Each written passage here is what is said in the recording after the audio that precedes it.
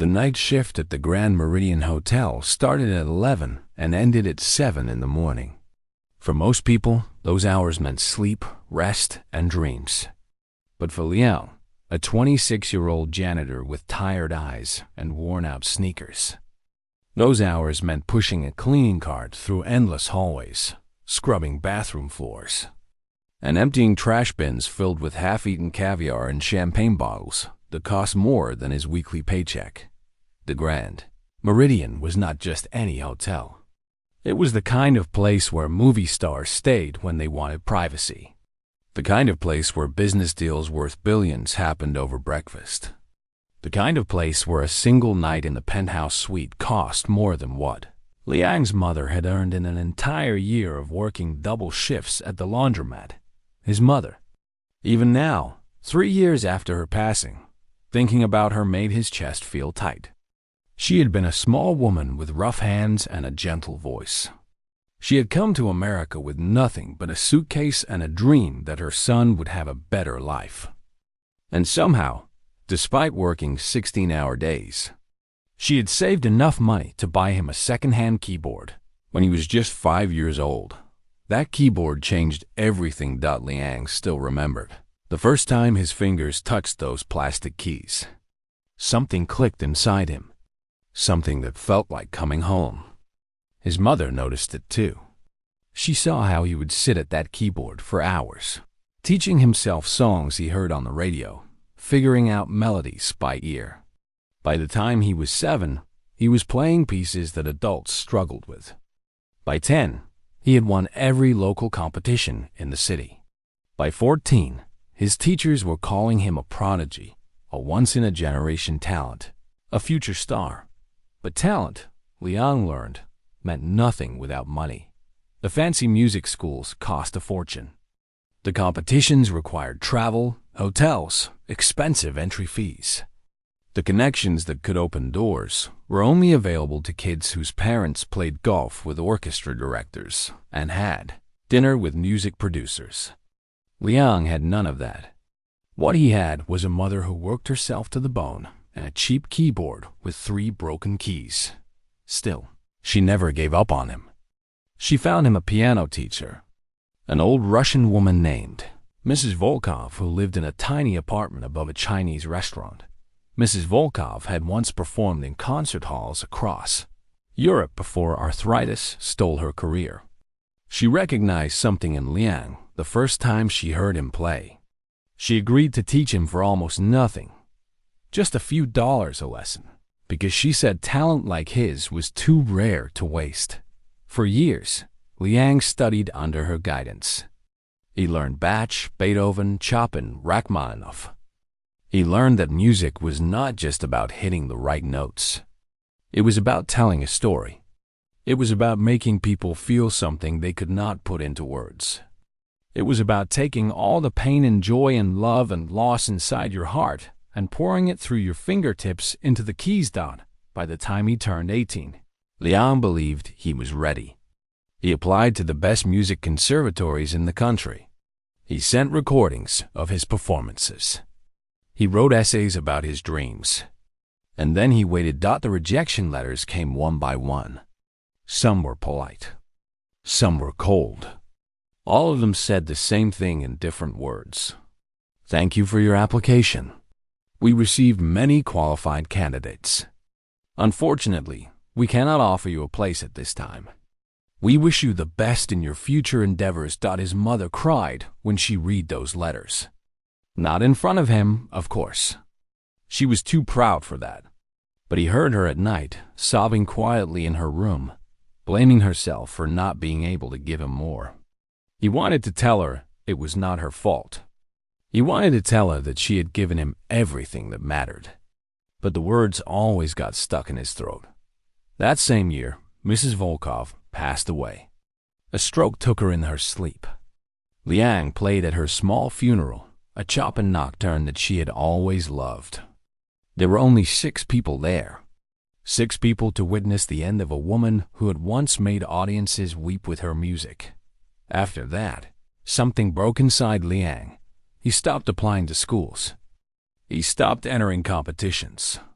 He took a job at a grocery store, then a warehouse, then a restaurant. He told himself he was being practical.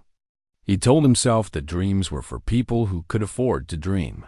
His mother never stopped believing, though. Even as her health failed, even as the cancer spread through her body, she would hold his hand and tell him that his time would come. She made him promise, in her final days, that he would never stop playing, that he would never let his gift disappear. He promised her. And then she was gone. The year after her death was the darkest of his life. He barely ate. He barely slept. He moved through his days like a ghost. The only thing that kept him going was that promise. So he found a job at the Grand Meridian, working the night shift, cleaning up after people who would never notice he existed. But the hotel had something he needed. Something that made the humiliation worth it. In the grand ballroom on the 42nd floor, there was a piano. Not just any piano. A Steinway Model D concert grand, worth more than most houses. It sat on a small stage at the far end of the room, covered with a velvet cloth when not in use. During the day, famous musicians sometimes performed on it for wealthy guests. But at night, after the parties ended and the guests went to bed, the ballroom sat empty and dark. That was when Liang would sneak in. He would wait until his supervisor finished the rounds. He would check that the security guards were busy with their phones.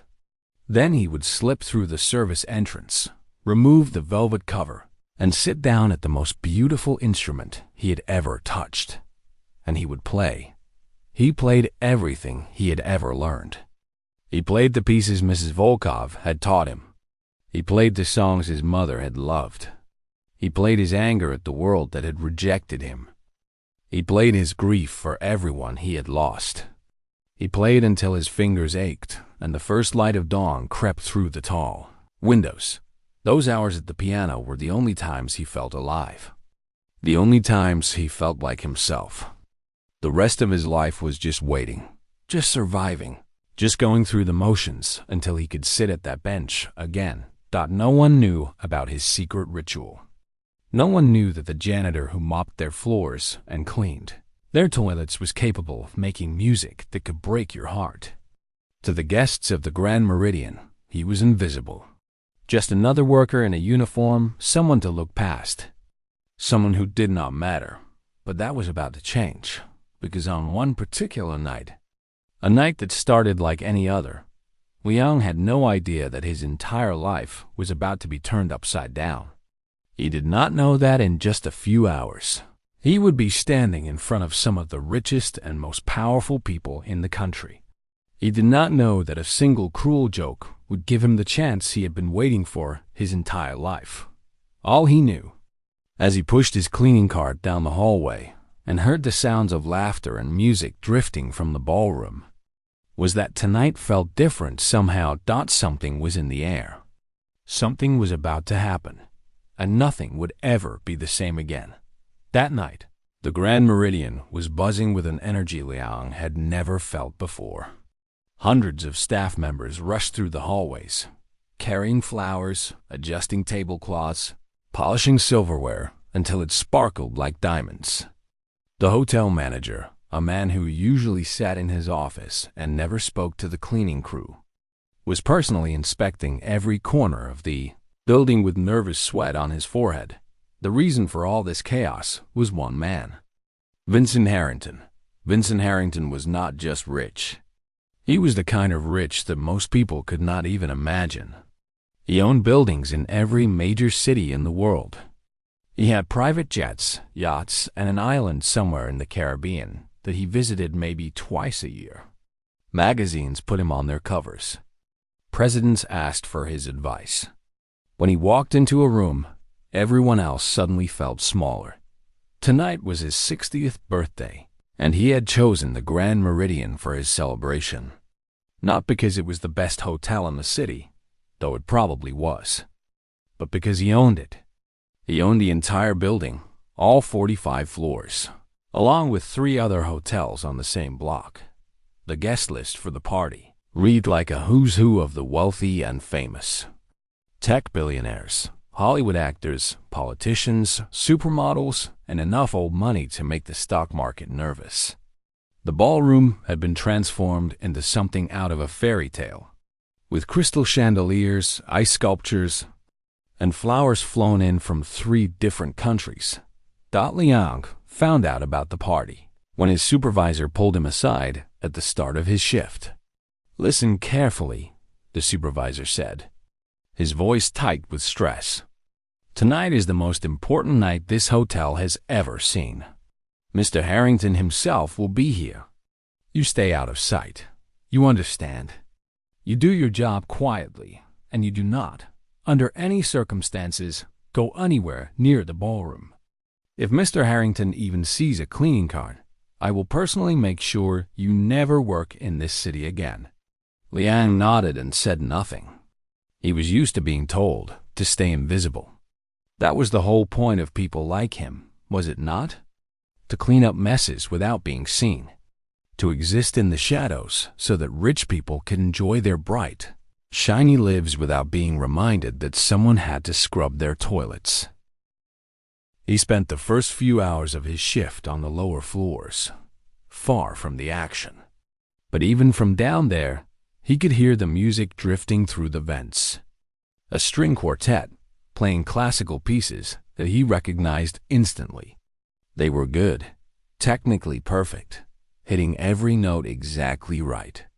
But there was something missing, something hollow. They played like machines, not like artists dot around midnight.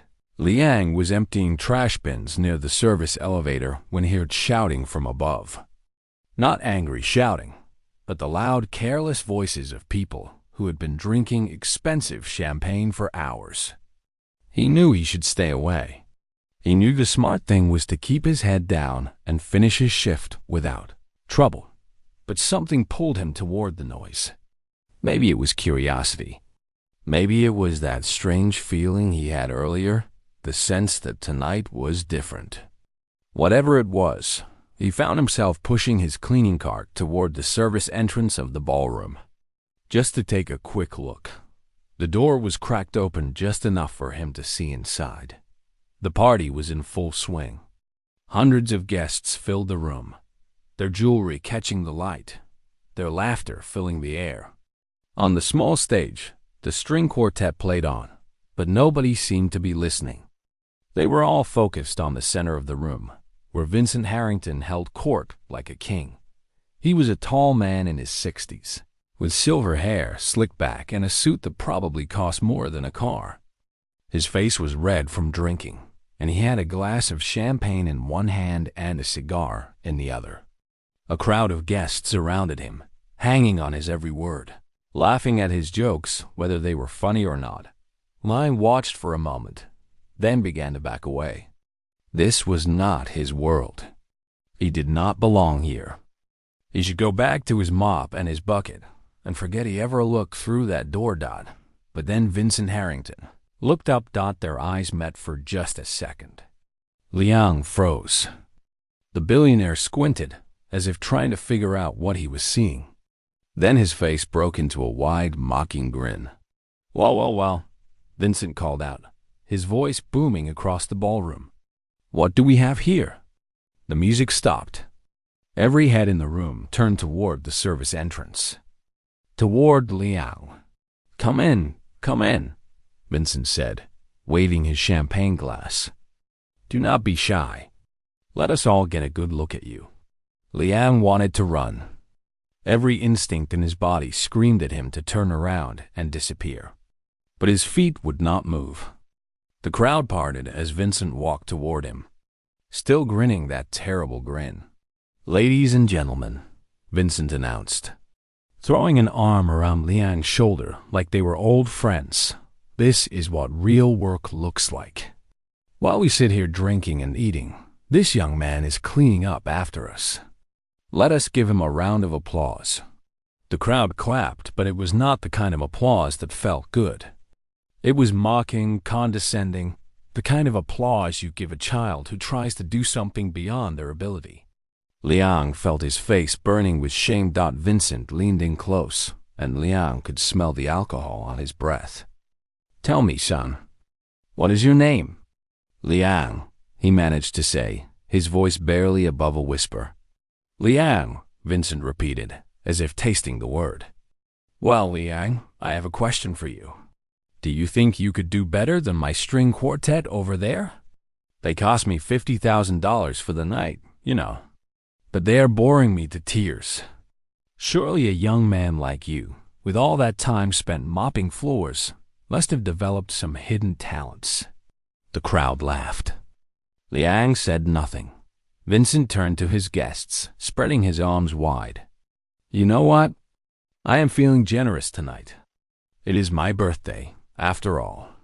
So let me make this interesting." He pointed at the Steinway on the stage. The same piano Liang had been playing in secret for months.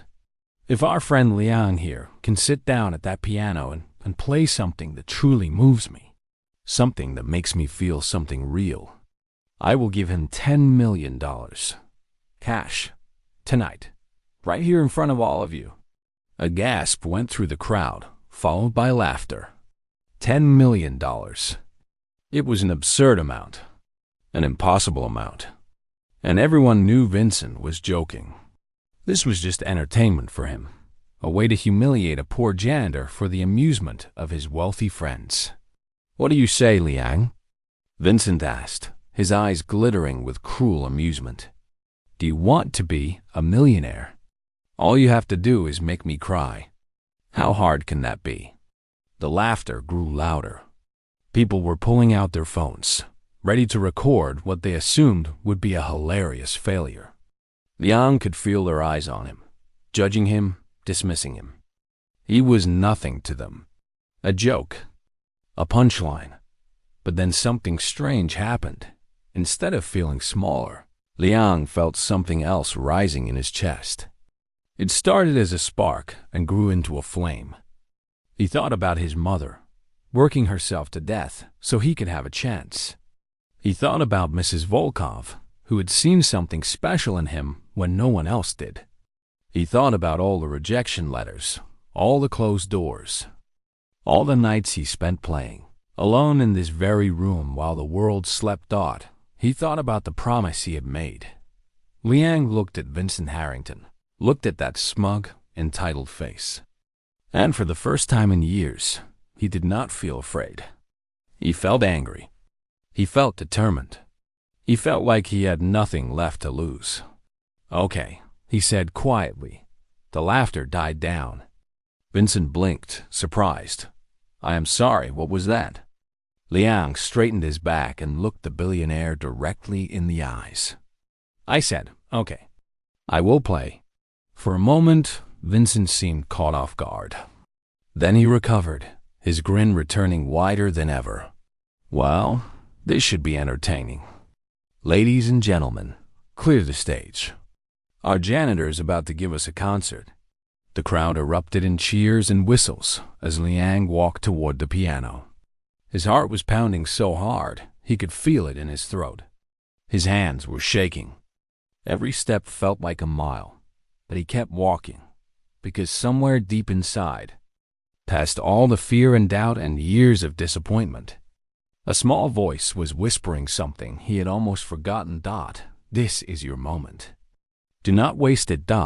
He reached the stage, looked out at the sea of mocking faces, and sat down at the piano. The room fell silent, and Liang placed his fingers on the keys. The ballroom was so quiet you could hear the ice melting in the champagne buckets. Hundreds of eyes stared at the small stage where Liang sat at the piano, his janitor uniform looking almost ridiculous against the polished black wood of the Steinway. People were still holding their phones up, ready to capture what they expected would be a disaster. A few guests whispered to each other, making bets on how long it would take before he gave up. Vincent Harrington stood at the front of the crowd, arms crossed, that smug smile still plastered on his face. He had already forgotten about Liang as a person. To him, this was just another form of entertainment, no different from the string quartet or the ice sculptures. Something to fill the time. something to make his guests laugh. Liang looked down at the keys. His hands were trembling. For a terrible moment, his mind went completely blank. What was he doing here? Who did he think he was? These people were billionaires, celebrities, titans of industry. And he was nobody. Just a janitor who cleaned their messes and lived in a tiny apartment with a leaky roof. He almost stood up. He almost walked away, but then he felt something. It was subtle at first, like a gentle hand on his shoulder. And in his mind, he heard his mother's voice, soft and warm, the way she used to sound when she tucked him into bed as a child. "Play for me, my son. Show them who you are." Liang closed his eyes. He took a deep breath. And when he opened his eyes again, the fear was gone. In its place was something else entirely. A calm certainty. A quiet power. He knew exactly what he was going to play. Chopin's Ballade No. 1 in G minor. It was his mother's favorite piece. She used to sit beside him while he practiced it, her eyes closed, a peaceful smile on her face. She said it told the story of a life, with all its struggles and hopes and heartbreaks.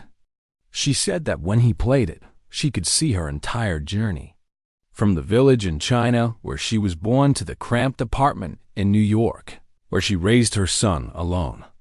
Liang placed his fingers on the keys. The ivory felt cool and familiar, like greeting an old friend. And then he began to play. The first notes floated into the air, soft and delicate, like the first light of dawn breaking over a dark horizon. A few people in the crowd shifted uncomfortably. This was not what they had expected.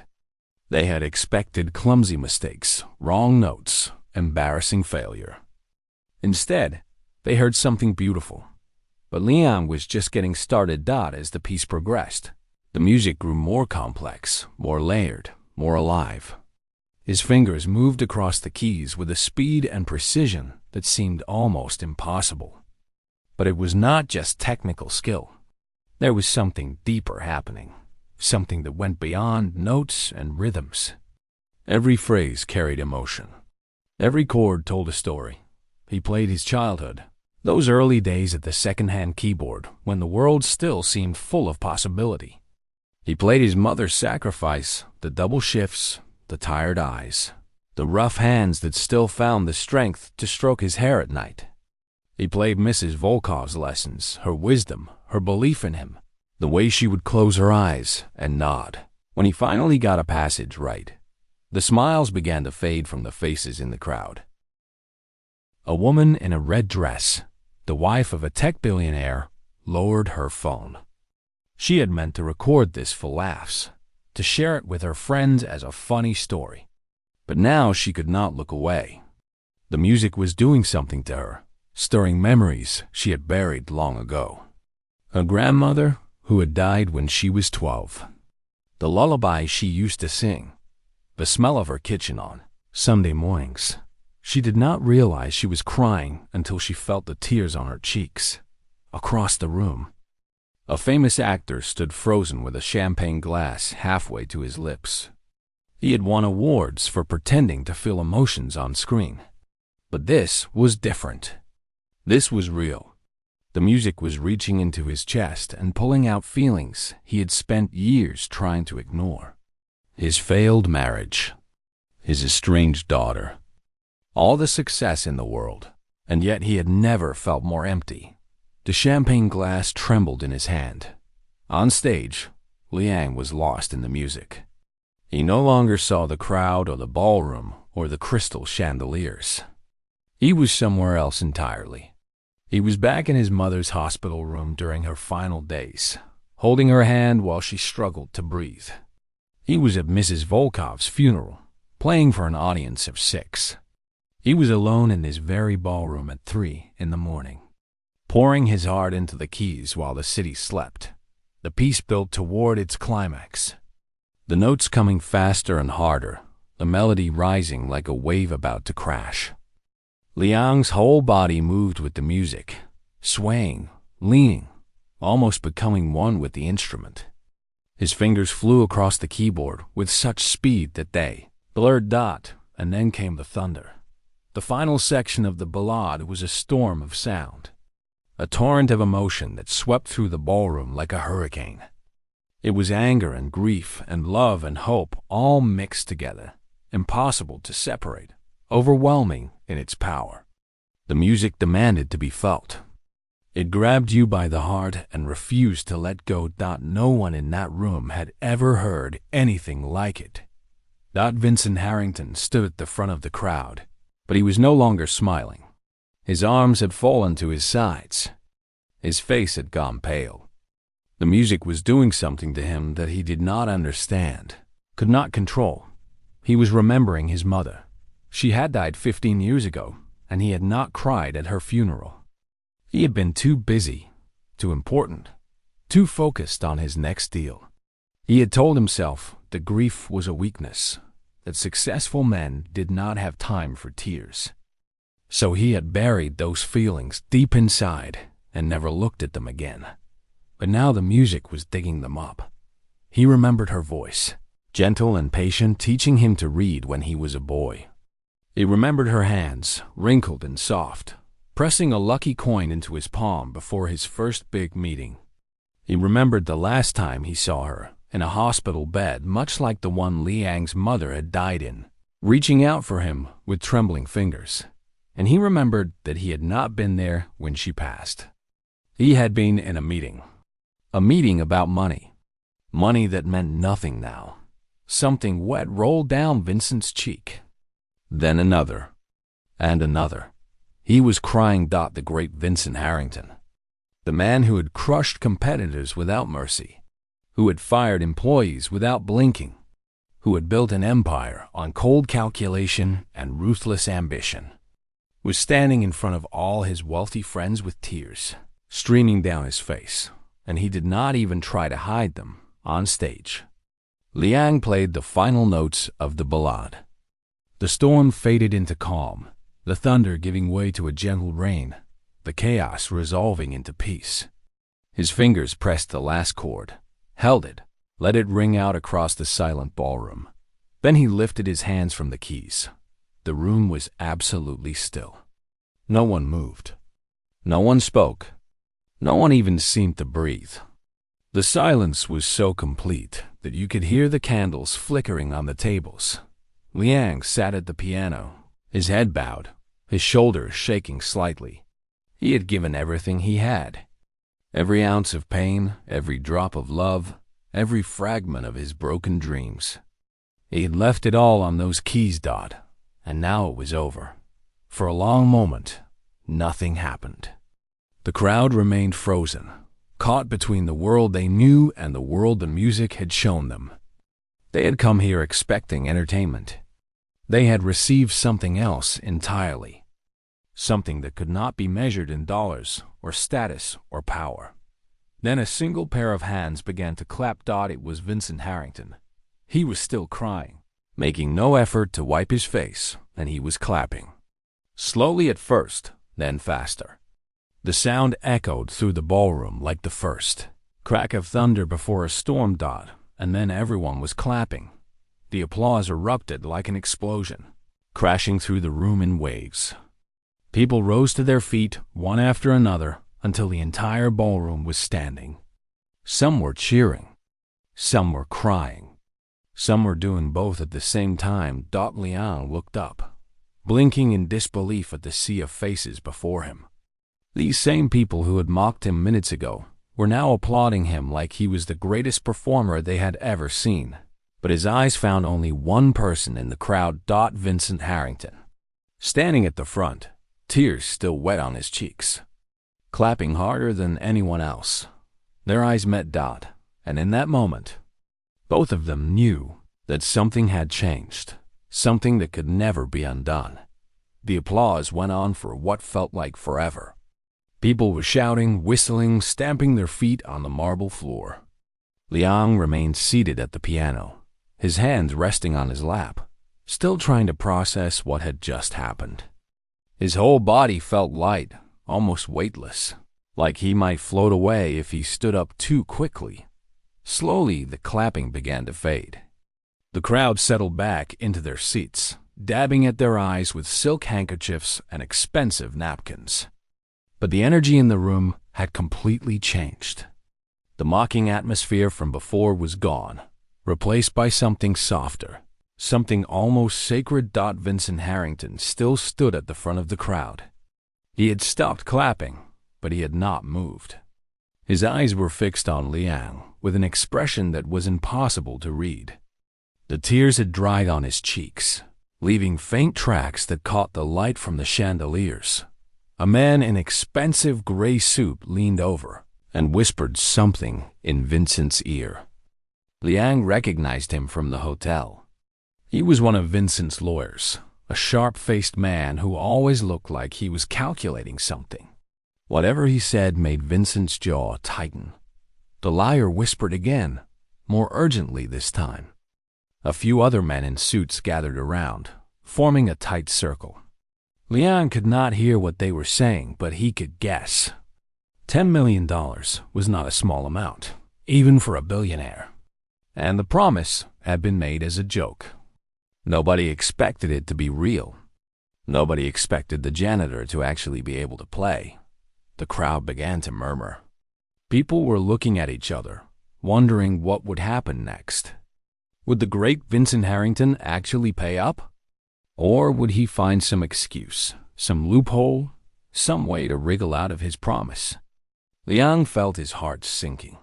Of course, this was how it would end. Rich people did not become rich by giving away money. They became rich by taking it, by holding on to it, by finding ways to keep every penny for themselves. The performance had meant nothing. It was just entertainment, just a story Vincent would tell at his next party. Remember that time a janitor played piano at my birthday? Made everyone cry. Quite amusing, really. He started to stand up, ready to walk off the stage and disappear back into his invisible life. But before he could move, Vincent held up his hand. "Wait," he said. The single word cut through the murmuring like a knife. The room fell silent again. Everyone turned to look at the billionaire. Vincent took a step forward, then another. He walked past his lawyers, ignoring their whispered protests. He walked past his business partners and his celebrity friends. He walked until he was standing at the edge of the stage, looking up at Liang with those unreadable eyes. For a long moment, neither of them spoke. Then Vincent reached into his jacket pocket and pulled out his phone. He tapped the screen a few times, held it to his ear, and waited. "Gerald," he said when someone answered, "I need you to prepare a wire transfer. $10 million. He paused, listening. "Yes, you heard me correctly. $10 million. I want it ready within the hour." A gasp rippled through the crowd. The lawyers rushed forward, their faces pale with shock. "Mr. Harrington," one of them said, grabbing his arm, "perhaps we should discuss this privately. There are legal considerations, tax implications. We cannot just—" Vincent pulled his arm free without even looking at the man. "Gerald," he continued into the phone, "you will have the recipient's information shortly. Make it happen." He ended the call and slipped the phone back into his pocket. The lawyer tried again. "Sir, please. This is highly irregular. The young man is an employee of your hotel. There could be liability issues, contractual complications." "Robert," Vincent said quietly, finally turning to face him, "I have spent my entire life making deals, buying companies, selling properties, making promises I never intended to keep, and breaking ones I did." He paused, and something flickered in his eyes, something that looked almost like pain. "But tonight, in front of all these people, I made a promise. A real one. And for the first time in longer than I can remember, I am going to keep it." The lawyer opened his mouth to argue, but something in Vincent's expression made him stop. He stepped back, shaking his head, muttering about liability and shareholders and things that suddenly seemed very small and unimportant. Vincent turned back to Liang, who was still standing on the stage, frozen in disbelief. "Come down here," Vincent said. It was not a command, not exactly. More like an invitation. Liang walked down the steps on legs that felt like they belonged to someone else.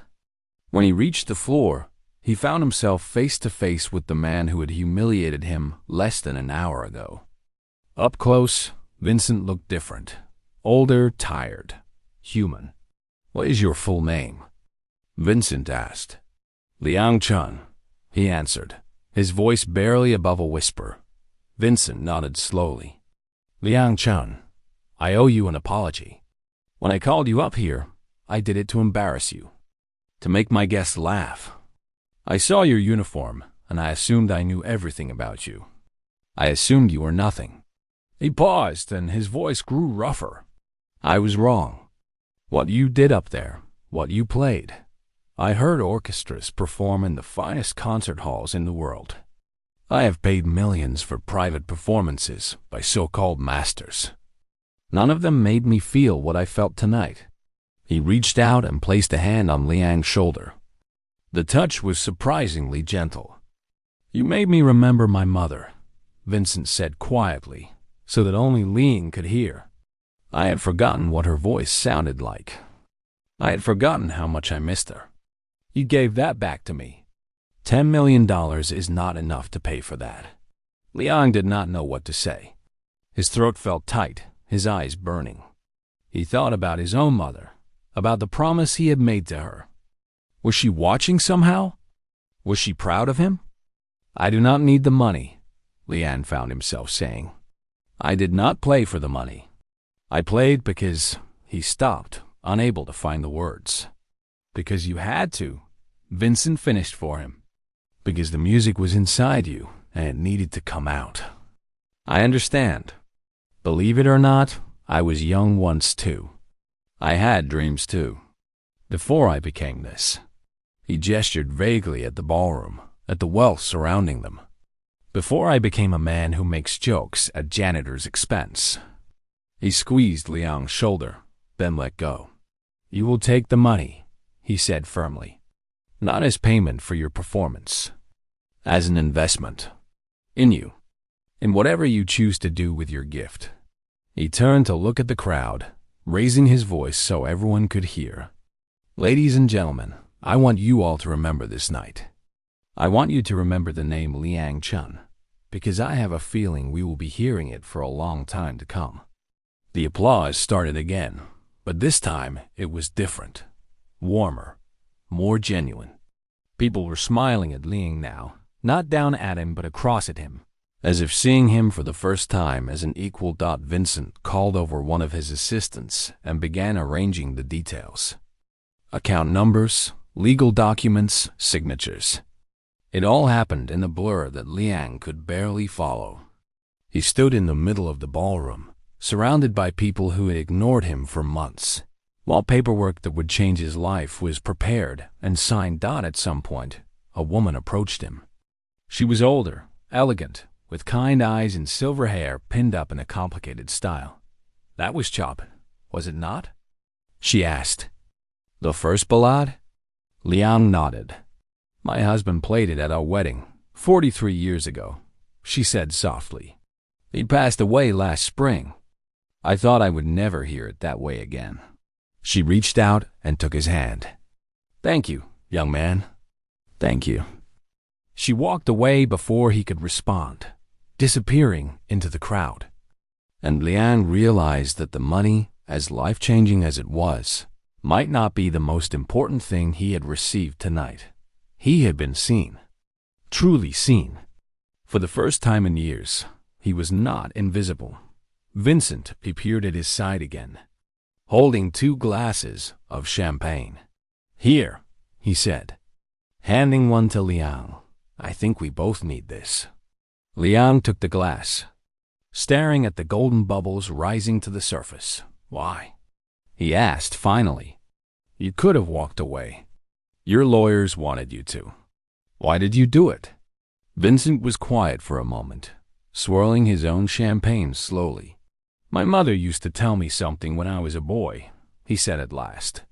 "She said that a man's word is the only thing he truly owns.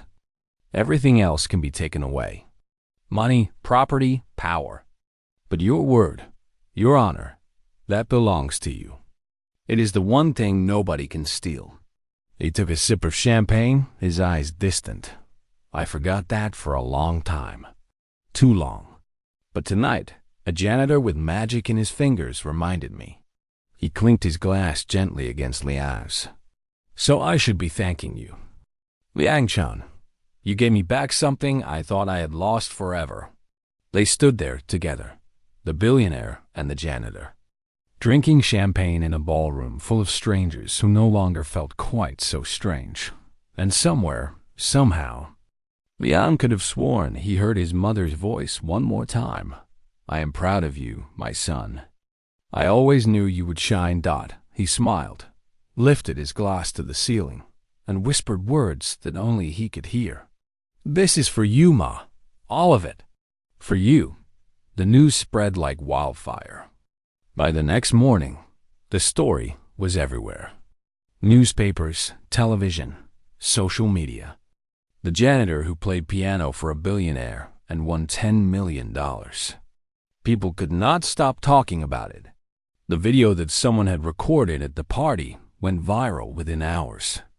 Millions of people watched Liang sit down at that piano in his wrinkled uniform and create something beautiful. Millions more watched Vincent Harrington, one of the richest men in the world, weep like a child. Liang woke up the day after the party to find 47 missed calls on his phone. Reporters wanted interviews. Television shows wanted him as a guest. Music producers wanted to sign him. Record labels wanted to make him a star. His tiny apartment, which had felt like a prison for so long, suddenly felt like the center of the universe. But Liang did not answer any of those calls. Not yet. Instead, he took the train to a small cemetery on the outskirts of the city. He walked past rows of headstones until he found the one he was looking for. A simple gray marker with simple words. Mei-chan, beloved mother, forever in our hearts. He sat down on the grass beside her grave and told her everything. He told her about the party, about Vincent, about the music that had poured out of him like water from a broken dam. He told her about the money, more money than she had earned in her entire lifetime of sacrifice. And he told her what he planned to do with it. I'm not going to waste it, Ma, he said softly, running his fingers over the letters of her name. I am going to use it to help kids like me. Kids with talent but no opportunity. Kids whose parents work double shifts to keep food on the table. I am going to give them the chance you gave me. The chance to dream. The wind rustled through the trees above him. And for a moment, it almost sounded like her voice whispering back. 3 months later, Liang stood in front of a small building in one of the poorest neighborhoods in the city. The paint was fresh. The windows were new. And above the door hung a sign that read, The Mei-chan Music Foundation. He had used $2 million to buy and renovate the building. Another $3 million went into a trust fund that would provide scholarships, instruments, and lessons for children who could not afford them. The rest he invested carefully, so that the foundation could keep running for decades to come. The opening ceremony was small but meaningful. A few dozen people gathered on the sidewalk. Some were neighbors curious about the new building. Some were parents who had already signed their children up for free lessons. And some were reporters, still hungry for the next chapter of the story that had captured the world's attention. But there was one guest who stood out from the rest. Vincent Harrington arrived in a black car with tinted windows. He stepped out wearing a suit that probably cost more than the building's monthly electricity bill. But there was something different about him now. His shoulders were less stiff. His face was softer. He smiled when he saw Liang, a real smile, not the cruel grin from that night at the party. You did it, Vincent said, looking up at the sign. The Mei-chan Foundation. Your mother's name. Liang nodded. She deserved to be remembered for more than just working herself to death. She deserved to be remembered for what she believed in. Vincent was quiet for a moment. Then he reached into his jacket and pulled out an envelope. "I want to help," he said. "Not because I feel guilty, though I suppose I still do, but because what you are building here matters. It matters more than another hotel or another skyscraper with my name on it." Liang opened the envelope. Inside was a check for $5 million. He stared at it, unable to speak. "Consider it the first of many donations," Vincent said. "I have spent my whole life building things for myself. It is time I started building something for others." That was the beginning of a partnership nobody could have predicted. The billionaire and the janitor working together to change lives. Vincent used his connections to bring in more donors, more sponsors, more opportunities. He introduced Liang to orchestra directors and conservatory deans. Doors that had been slammed shut for years suddenly swung open. Within 2 years, the Mei Chun Foundation had helped over 500 children receive music education. Some of them were just beginners, learning their first scales on donated keyboards. Others were prodigies like Liang had been, their raw talent finally being shaped and nurtured. A handful had already been accepted to prestigious music schools. Their futures transformed by scholarships. The foundation provided dot, and Liang played again. Not in secret anymore. Not in empty ballrooms at 3 in the morning.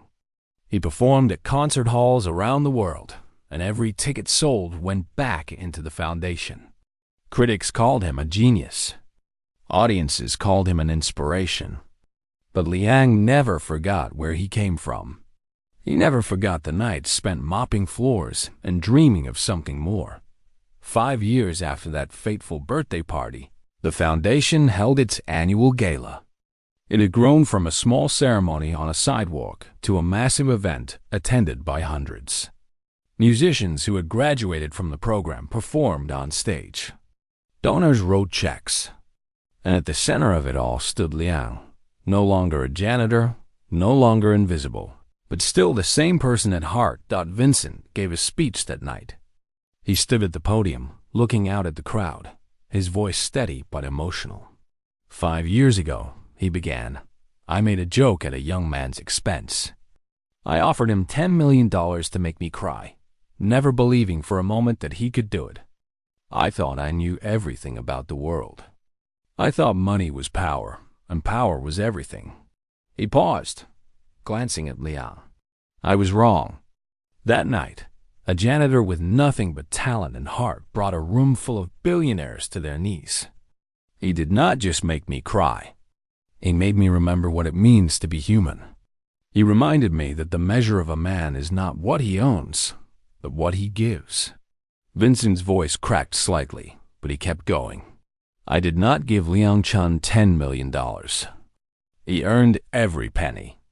And in return, he gave me something money could never buy. He gave me a second chance to be a better person. He gave me a purpose beyond profit. He gave me a friend. The crowd applauded, but Liang barely heard them. He was thinking about his mother again, about Mrs. Volkov, about all the people who had believed in him when he could not believe in himself. After the gala, Liang slipped away from the crowd and found a quiet corner backstage. There was a piano there, an old upright that the foundation used for practice sessions. He sat down and placed his fingers on the keys. He did not play anything complicated, just a simple melody, something his mother used to hum while she cooked dinner in their tiny kitchen. The notes floated through the empty room, soft and gentle and full of love. A voice spoke from behind him. That is beautiful. What is it called? Liang turned to see a young girl standing in the doorway. She was maybe 8 or 9 years old, wearing a foundation t-shirt and holding a battered violin case. One of the scholarship students. It does not have a name, Liang said. My mother used to sing it. I never found out where it came from. The girl nodded seriously. My grandmother used to sing songs like that too. She said music is how we remember people after they are gone. Liang smiled. Your grandmother sounds like a wise woman. She was, the girl said. Then she lifted her violin case.